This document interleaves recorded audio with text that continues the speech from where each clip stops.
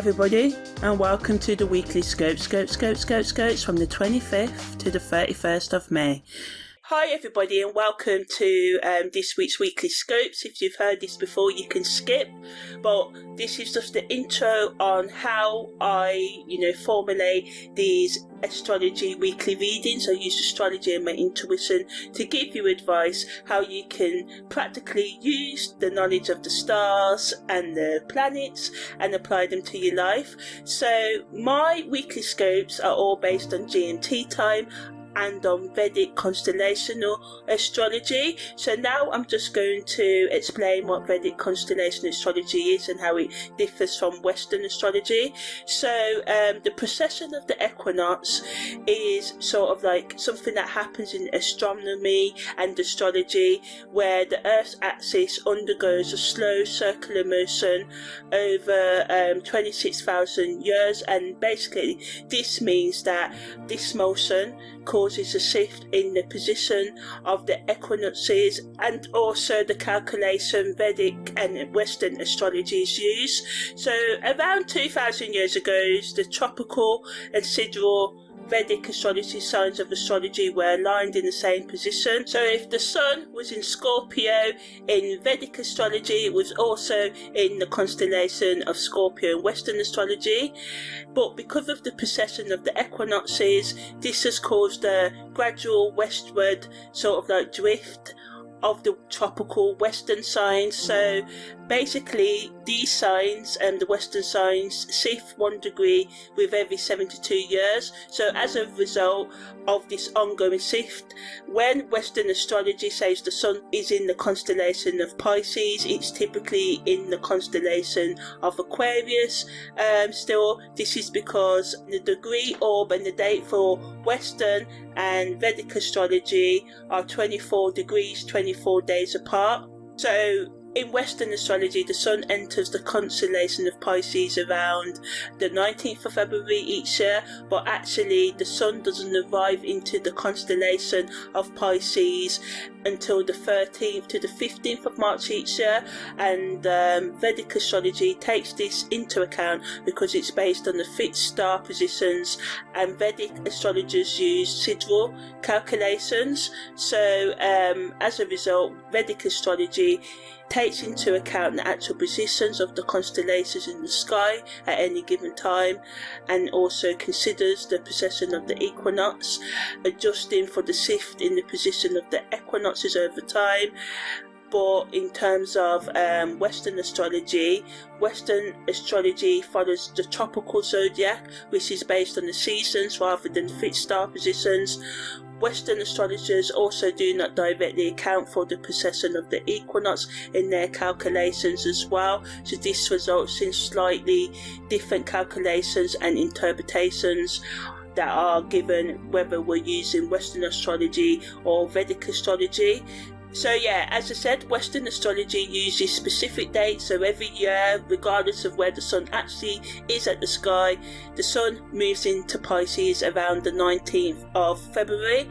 So yeah, this discrepancy, this misalignment between the tropical zodiac and the actual positions of the constellations has led to a discrepancy between Vedic astrology and Western astrology. So I consider the actual where the sun and the moon are and where Mars and Venus are at any given time, and this is how I formulate these sort of like weekly scopes. So yeah, thanks for listening to this, and let's dive into this week's weekly scope.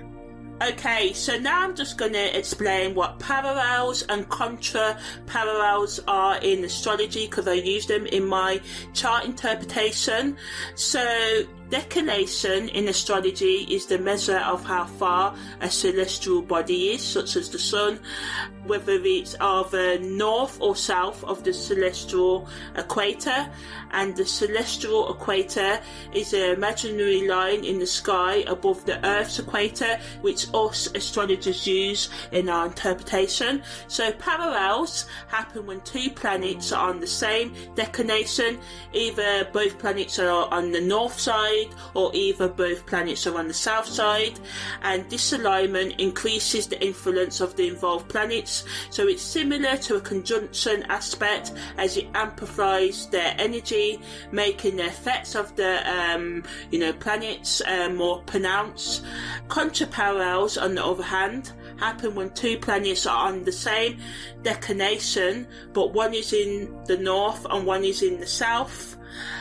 So this alignment creates tension, which is similar to an opposition aspect, and it can lead to conflict, challenges and inner struggles between the energies of the planets involved. So contraparallels highlight areas of friction or contrast in our lives, urging us to find balance between the opposing forces at play. When transiting parallels and contraparallels happen, they can sort of like trigger significant events, shifting consciousness and periods of intense growth and transformation. So I look at these aspects closely during chart analysis to understand how planetary energies interact and influence each other during a specific time frame, to pinpoint key periods for personal development, relationship dynamics or career shifts and other shifts like karmic shifts and stuff like that. Because I just find using contraparallels and parallels gives me more depth in interpretation, so I use them. So contraparallels and parallels in astrology serve as markers for potential challenges or breakthroughs, guiding us towards more self-awareness, love, acceptance, understanding, forgiveness for ourselves and others, and shifts in consciousness and growth. So overall, just a shift in our mindset if we allow for it. So parallels and contraparallels just kind of like provide valuable insights into the complexities and nuances of the astrological interactions between planetary movements. So yeah, that's the end of what contraparallels and parallels are. So this week we've got quite a few influences. So we've got Mercury making a parallel to Uranus. This entered on the 22nd of May, is exact on the 25th of May at 4:51 a.m. and leaves us on the 28th of May, and Mercury's in Taurus and so is Uranus. The Sun makes a parallel to Mercury, and this entered on the 24th of May, is exact on the 28th of May at 5:23 p.m. and leaves us on the 4th of June, and the Sun and Mercury are both in Taurus. Jupiter makes a biquintile to Pluto. This entered on the 26th of May, and this is exact at 1:23 p.m. on the 30th of May and leaves us on the 3rd of June, and Jupiter's in Gemini and Pluto's in Capricorn, and Mercury makes a contraparallel to Pluto, and this entered on the 27th of May, is exact on the 31st of May and leaves us on the 6th of June, and Mercury's in Taurus and Pluto's in Capricorn. So now I'm going to talk about the combined astrological meanings, positives, negatives and best use of this week's energy. So Mercury's parallel to Uranus triggers creativity and unexpected breakthroughs, making it a great energy for us to be open to new ideas and solutions. The Sun's parallel to Mercury increases our ability to communicate our truth and to present ourselves more authentically. Jupiter's biquintile to Pluto offers opportunities for positive change and personal evolution, especially in the areas of power and ambition, reaching our goals right. Mercury's contraparallel to Pluto helps us to penetrate to the core, the depths of any issues this week. So it's great for investigating, researching this week, diving deep, uncovering hidden truths and transforming your mindset. Also revealing secrets, being open to secrets that may be revealed to you, but negatively, Mercury's parallel to Uranus can lead to sudden changes or unpredictable, erratic, up and down, out there, random communication. Mercury's contraparallel to Pluto can make us more obsessive and overthinking in our conversations, which can get really intense, but it's really good energy to help us have those deep conversations because we often put them off and just stay on the surface. So this energy is good to deal with depth this week. Jupiter's biquintile to Pluto's subtle energy, but it allows us to be open to growth, but we can just have resistance to letting go of old patterns, and this can create challenges because let's face it, us humans love our comfort zones, right? The best use of this energy is to be open to new ideas and surprises and to brainstorm. Write down any ideas. Don't always act on them because some of them may be a bit crazy, but just to write them down, to note them, because some of them may lead you to, spiritual, emotional, or even financial or physical abundance for some of you, Allow ourselves to be meaningful with our communication and clear and focused this week as well. Mercury's parallel to the Sun helps us do this here. Jupiter's biquintile to Pluto helps us to be open to transformation, to change, to newness, to go deep, to investigate, to do that subtle shadow work, inner work, right? And Mercury's contra parallel to Pluto again supports us to be open to diving deep into our thoughts and uncover hidden truths, So in terms of their combined psychological meanings of this week's main aspects that are governing our mindset this week, it wants us to find the balance between newness, innovation, self-expression and self-reflection, deep thinking, Mercury's parallel to Uranus allows us to be curious and flexible, wanting us to think outside of the box and our comfort zone. Sun's parallel to Mercury can help us with our confident issues, working on our inner values and self-worth, especially when expressing ourselves to those we care about or even random strangers. It can just make us feel more comfortable about sharing our ideas this week. Jupiter's biquintile to Pluto inspires a desire for personal growth and achieving our goals, and it pushes us to overcome our limitations.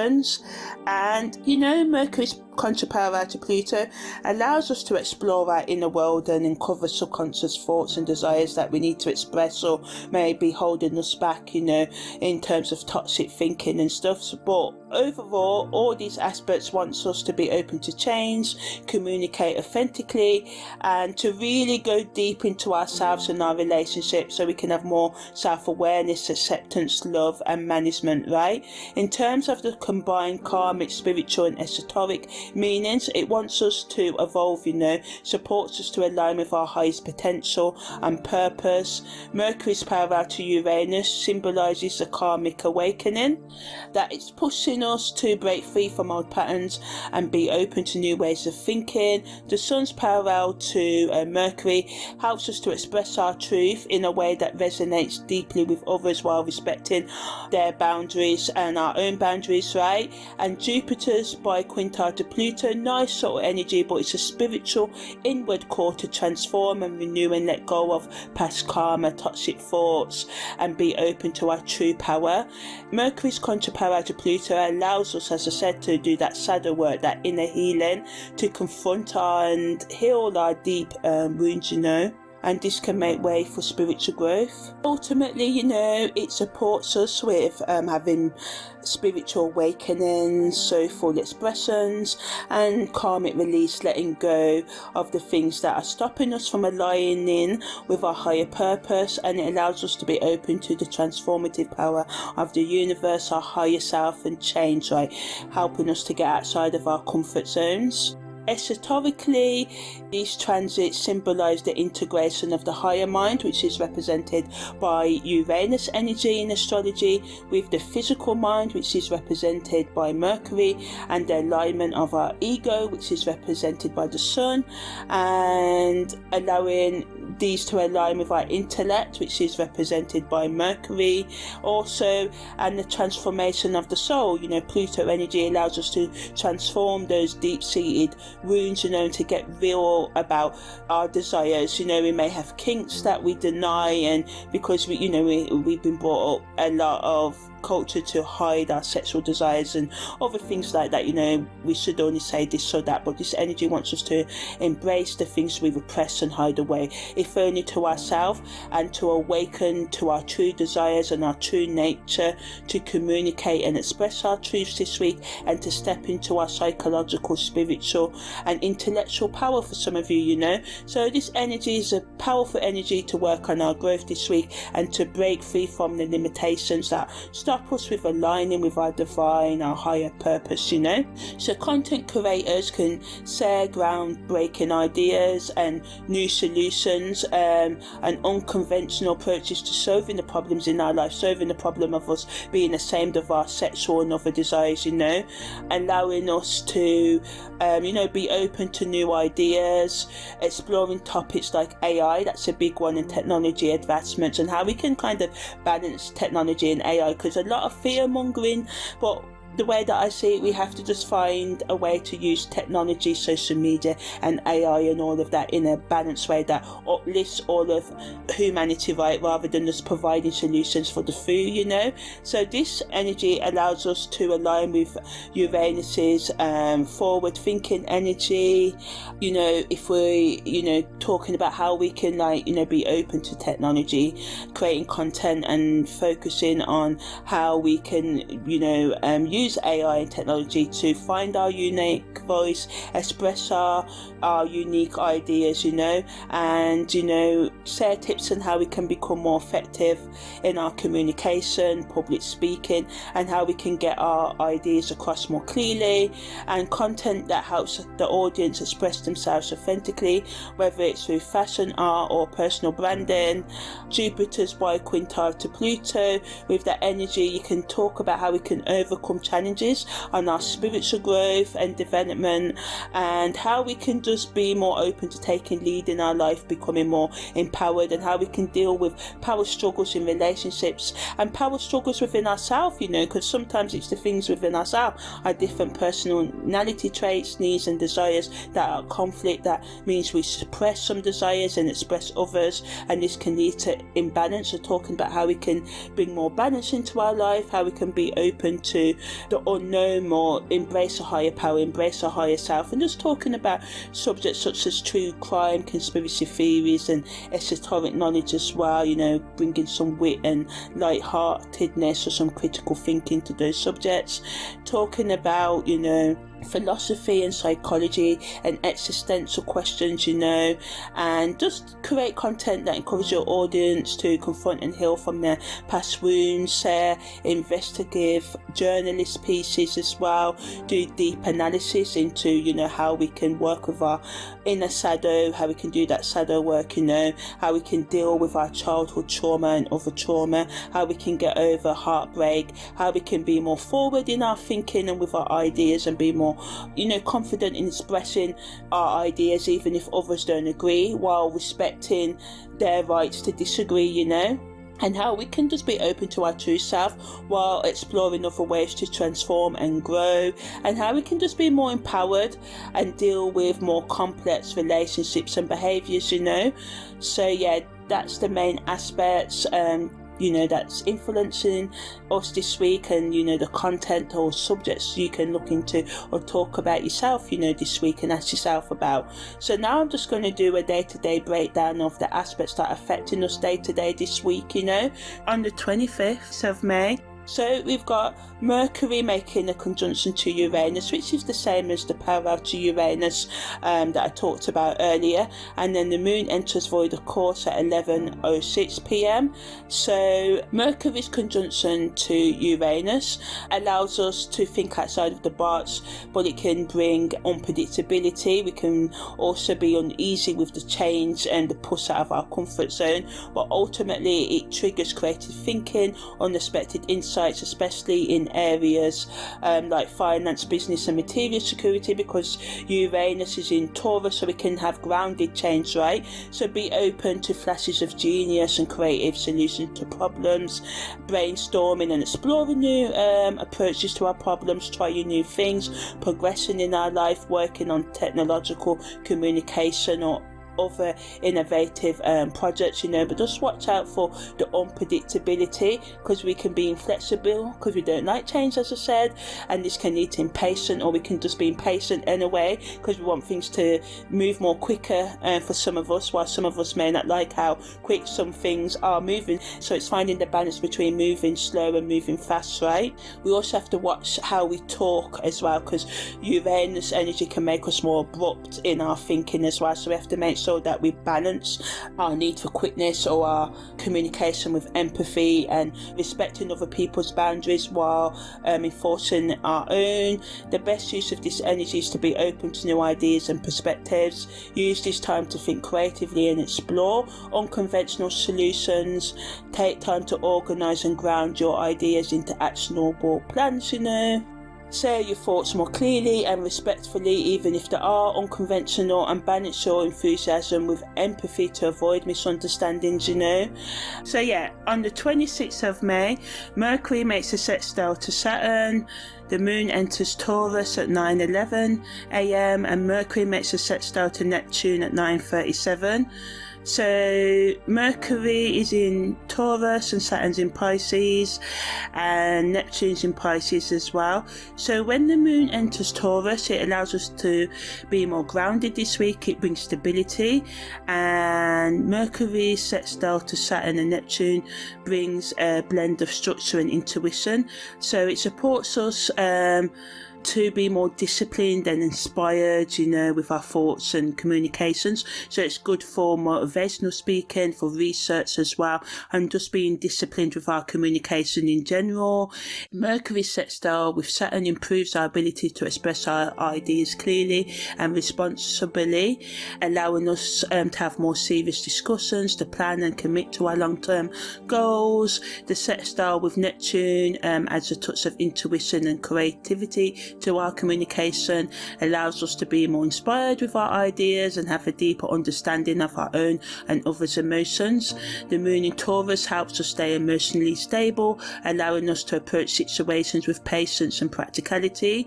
Saturn's influence allows us to, be focused and disciplined, but if we're not too careful, we can be looking for perfectness and perfectionistic tendencies in our communication, which can make us overly critical of the way people say things, pronounce things, grammar and all of that, or be too hard on ourselves for the imperfections in the ways that we communicate ourselves. And as someone who has communication problems like a speech impediment, I understand how hard it is to embrace and be yourself, and to not feel like you're stupid or stuff like that. So we have to remember that progress is important, rather than perfection, doing the thing in your own way, with people who will resonate with you and the way you say things.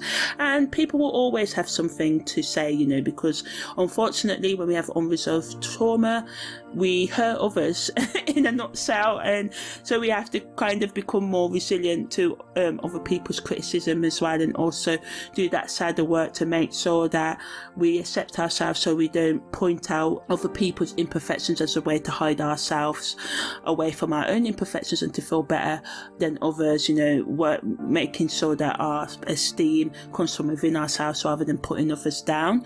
The moon in Taurus can make us feel stubborn and attached to familiar things, and wants us not to get outside of our comfort zone, so we just have to remember to stay open to change and new ideas and perspectives, Neptune's influence can make us blur the lines between reality and illusion, so we just have to make sure we're grounded this week before making important decisions.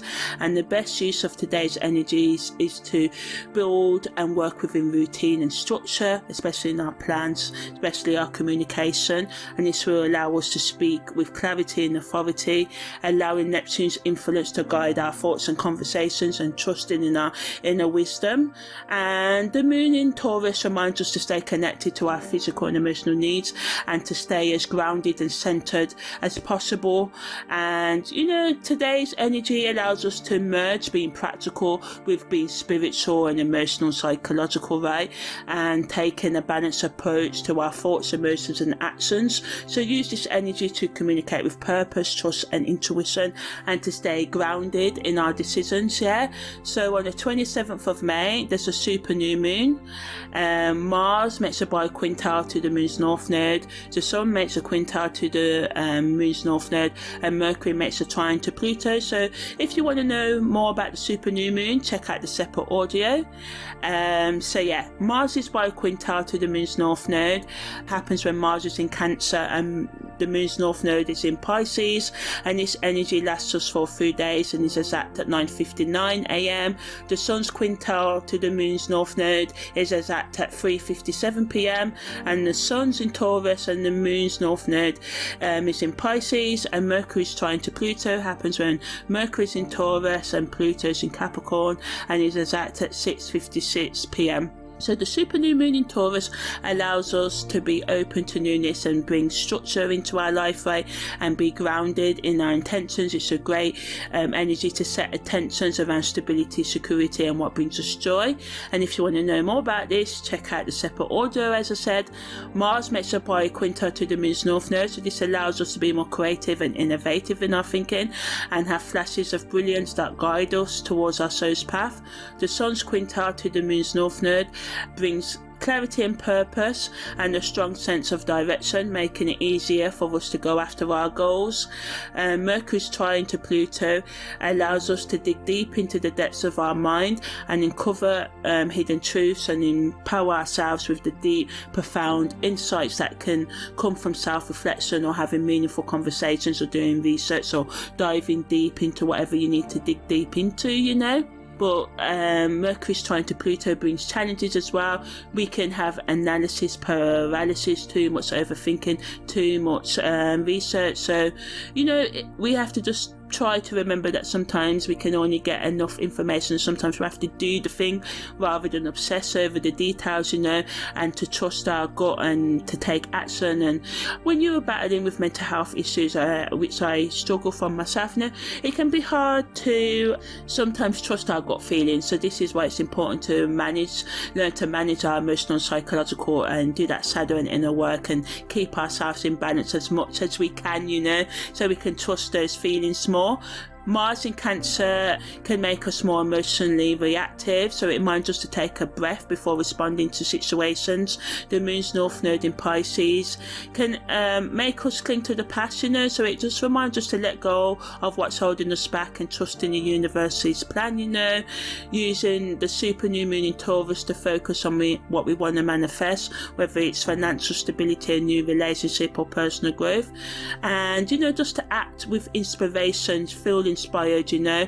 Mars and the moon's north node energy are kind of like our cosmic astrological cheerleaders, urging us, pushing us, supporting us to take bold, courageous, brave steps, you know, and, you know, being able to be open to deep conversations that scare us as well, and having the courage to face the truth that's hidden, you know.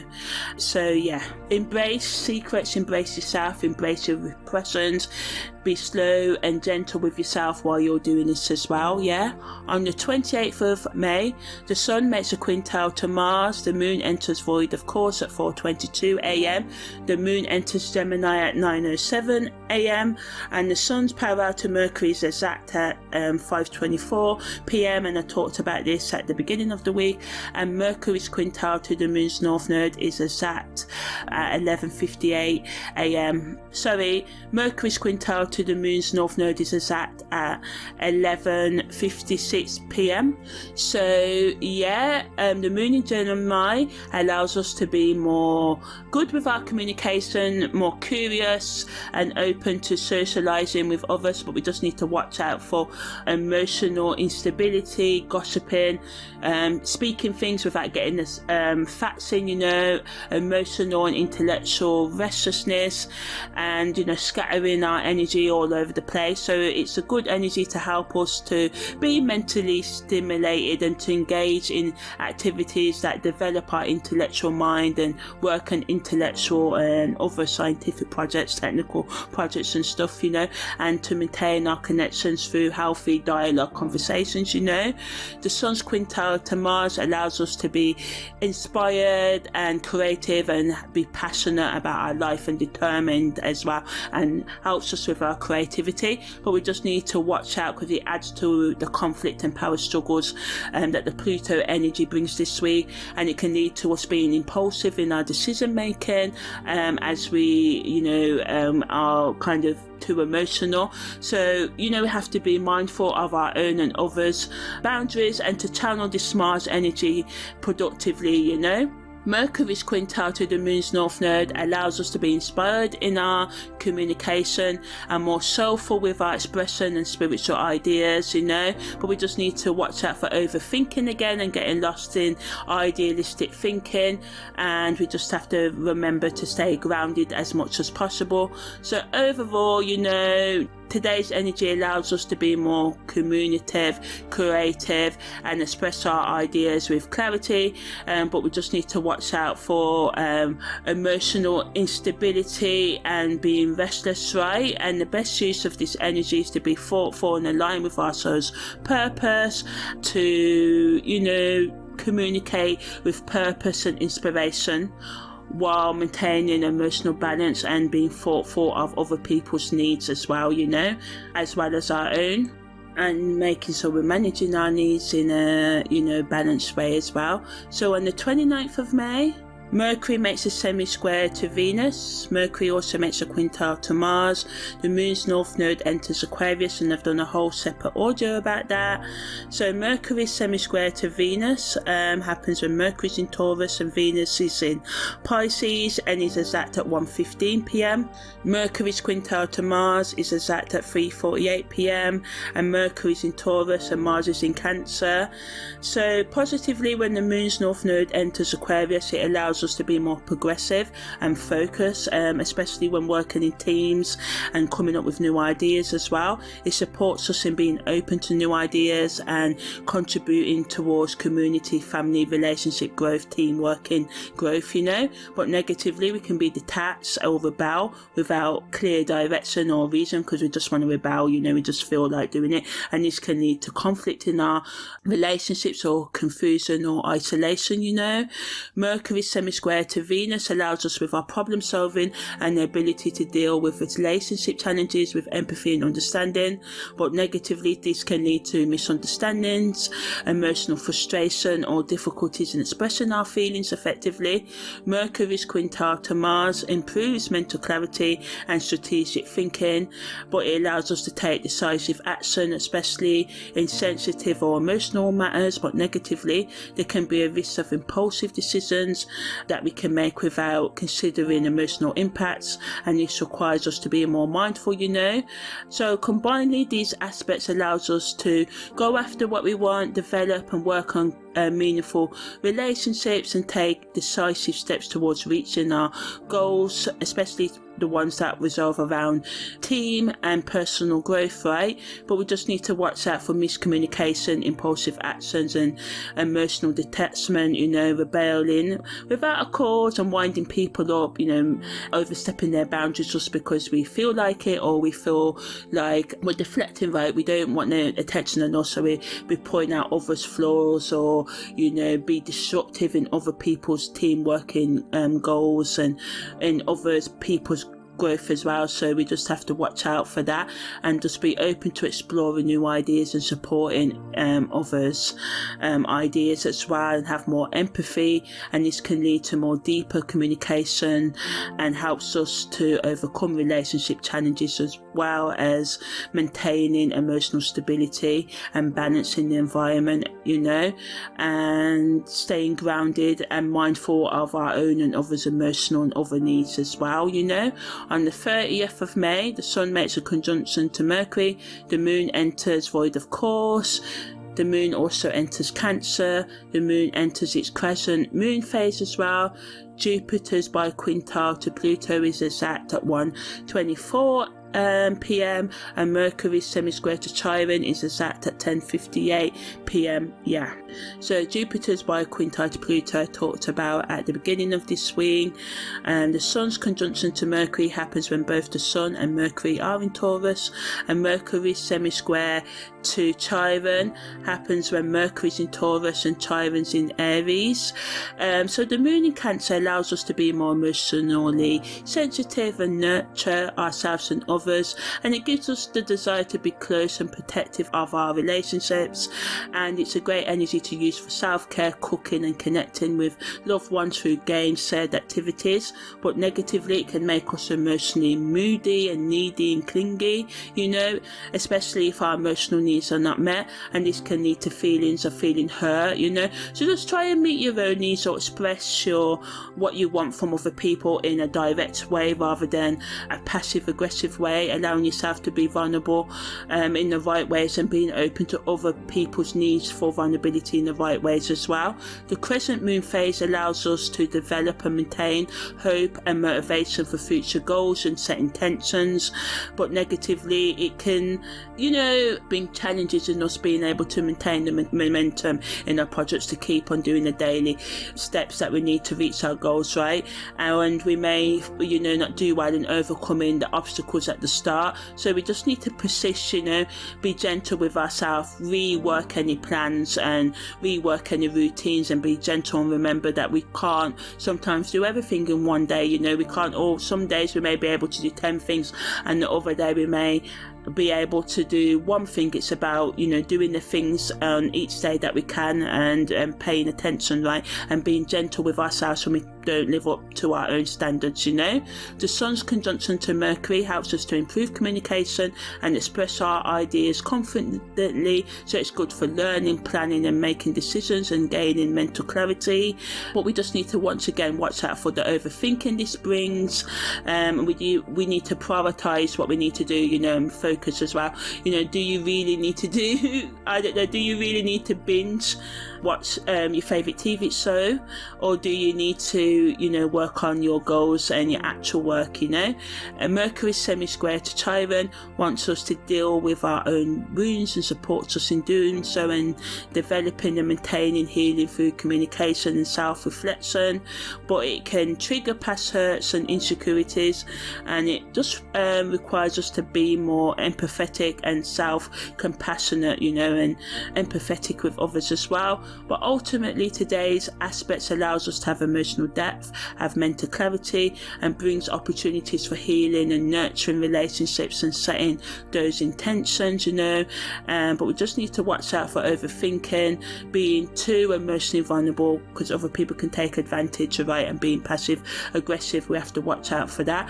We have to remember that mindfulness, self-care and persistence are key, and to just nurture ourselves and others in the right ways, and to set clear intentions while staying motivated towards our goals, and being open to making the right decisions and being more effective in our communication and having more empathy as well, and just being open to emotional depth and communicating with clarity, and to work on our healing and growth while also maintaining our consistency, our persistence and self-care, right? On the 31st of May, Venus makes a semi-sextile to the moon's north node, Mercury makes a contra-parallel to Pluto at 5:50 a.m, Venus enters Aries, Mercury makes a quintile to Saturn, and the Sun makes a semi-square to Chiron. So Venus's semi-sextile to the moon's north node happens when Venus is in Pisces and the moon's north node is in Aquarius, and is exact at 10:03 a.m. today. Mercury's contra-parallel to Pluto is exact, as I said, at 5:50 a.m, and I talked about this at the beginning of the week, and it leaves us on the 6th of June. Mercury's quintile to Saturn is exact at 6:48 p.m, and Mercury's in Taurus and Saturn's in Pisces. And the Sun's semi-square to Chiron happens when the Sun's in Taurus and Chiron is in Aries, right? So Venus in Aries triggers our independence, our passion and adventure in our relationship and creative projects. It's a time to take bold steps towards what excites our heart, but negatively it can make us impulsive in our decisions, and it can give us a tendency to prioritise self-interest over harmony. So we just have to be mindful of balancing our needs with the needs of others and our other responsibilities, to make sure that we're not just putting ourselves first, being egotistical, rather than the harmony in the environment and in our relationships as well. Do what you need to do, but be mindful of other people's boundaries. Venus's semi-sextile to the moon's north node allows us to, work with others, meet new people, or have experiences that can align us with our, higher purpose, our true path, you know, and aligning our relationships and values with our soul's purpose. But negatively, we can feel a slight disconnect if our current relationships and habits don't match our evolving goals. So get real about our day-to-day habits, you know, and our day-to-day needs. Mercury's quintile Saturn helps us to do this, you know, because it improves our discipline, our focus, allows us to be more practical in our communication and with our thoughts, and we can use it to organise our thoughts and actions, set realistic goals and commit to what truly matters. But we just need to watch out for, once again, overthinking, getting in the way of our responsibilities and us feeling restricted, you know. And remember that structure, day-to-day routine and habits are meant to support, not limit us, right? The Sun semi-square to Chiron allows us to heal old wounds, especially around our self-worth. It's a powerful time for self-reflection and growth, but negatively, past insecurities and pain can come to the surface, and this can make us just feel stuck and numb, you know. So we just have to try and be empathetic to ourselves and others, and have compassion, and remind ourselves of our strength, and that, you know, the strength in vulnerability. It's all about balancing courage with wisdom, passion with purpose, and healing with growth, and taking those brave steps towards meeting our goals and nurturing our relationships and aligning ourselves and being open to healing and maturing and growing, you know. So the best use of this week's energy is to be more passionate and work on being independent and attracting meaningful connections, or working on developing meaningful communication in the relationships that we have, you know, being practical and organising our ideas and commitments, our responsibilities, you know, and being practical and grounded while also having fun, allowing ourselves to release old wounds, especially psychological and spiritual and emotional trauma, and develop and maintain emotional freedom and routines and habits that can help us do that much needed inner and sadder work, and building on that self-love, acceptance and management, right? And being open to stepping into our own power this week and communicating our truths with clarity and purpose, and being mindful of our own boundaries and respecting other people's boundaries, and this will push us forward with our lives this week. So that's the end of the weekly scopes from the 25th to the 31st of May. Take care. I'm Amani, and see you next week.